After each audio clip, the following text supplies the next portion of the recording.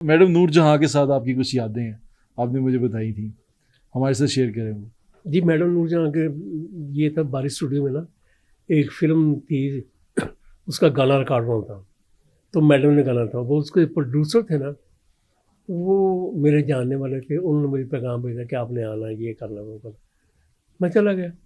जब मैं गया तो यहाँ रिकॉर्डिंग लोग जहाँ खड़े होते हैं, तो यहाँ होता है जहाँ जहाँ आर्टिस्ट खड़ा होकर गाता है, तो वो कमरा होता है शीशे वाला।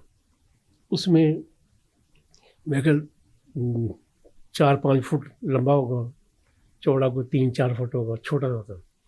मैं अंदर गया तो अंदर एक ढोलकी वाला बैठा था और एक बाजे वाला। मैं अंदर गया तो मैं साइड पे एक पड़ी थी तपाई पे बैठ गया। तो मैडम नूरजहाँ सफ़ेद साड़ी पहनी, मुझे आज भी याद है। क्या बात है, बड़ा अजीम औरत थी। तो ऐसे बातें करती करती नहीं एक बंदे ना, तो मुझे देखने लगी। फिर करती करती फिर